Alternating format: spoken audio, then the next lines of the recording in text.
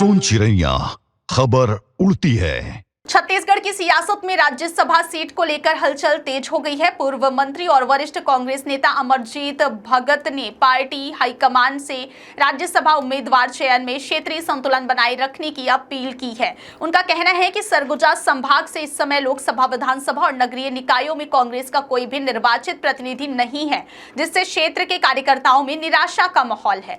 भगत ने तर्क दिया है कि सरगुजा लंबे समय से कांग्रेस का मजबूत गढ़ रहा है, लेकिन वर्तमान राजनीतिक परिस्थितियों में यहां पार्टी का प्रतिनिधित्व शून्य है। ऐसे में यदि राज्यसभा के लिए सरगुजा संभाग से किसी योग्य नेता को अवसर दिया जाता है तो इससे न केवल संगठनात्मक संतुलन स्थापित होगा, बल्कि जमीनी स्तर पर कार्यकर्ताओं का मनोबल भी बढ़ेगा। उन्होंने यह भी संकेत दिया कि राज्यसभा केवल राजनीतिक पुनर्वास का मंच न बने, बल्कि उसे क्षेत्रीय भागीदारी और संगठन की मजबूती के नजरिए से देखा जाए। इधर भगत के इस बयान ने सियासी बहस को और गरमा दिया है। भाजपा के वरिष्ठ नेता और पूर्व मंत्री अजय चंद्राकर ने तीखा पलटवार करते हुए कांग्रेस से ही सवाल दाग दिए। चंद्राकर ने कहा कि कांग्रेस पहले यह स्पष्ट करे कि वह क्षेत्रीय संतुलन की परिभाषा क्या मानती है। उन्होंने याद दिलाया कि जब केटीएस तुलसी, रंजीता रंजन और राजीव शुक्ला को राज्यसभा भेजा गया था, तब कांग्रेस ने किस आधार पर क्षेत्रीय संतुलन का ध्यान रखा था।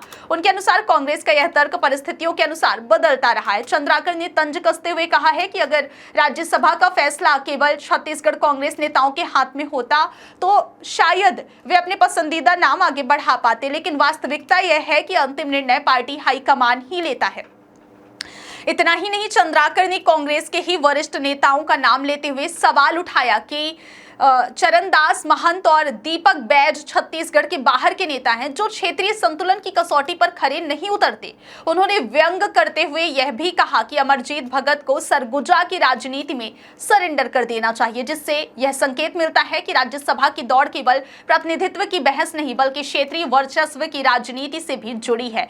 कुल मिलाकर राज्यसभा की एक सीट ने छत्तीसगढ़ की राजनीति में अंदरूनी खींचतान और बयानबाजी को खुलकर सामने ला दिया है। कांग्रेस के भीतर जहां क्षेत्रीय असंतुलन और संगठनात्मक मजबूती की बात उठ रही है, वहीं भाजपा इस मुद्दे को कांग्रेस की अंदरूनी कलह के रूप में पेश कर रही है। अब देखना दिलचस्प होगा कि कांग्रेस हाईकमान उम्मीदवार चयन में किस रणनीति पर आगे बढ़ता है। क्या सरगुजा को प्रतिनिधित्व मिलेगा या फिर पार्टी कोई नया समीकरण साधेगी। फिलहाल राज्यसभा की यह सीट राजनीतिक गलियारों में चर्चा का सबसे बड़ा विषय बनी हुई है।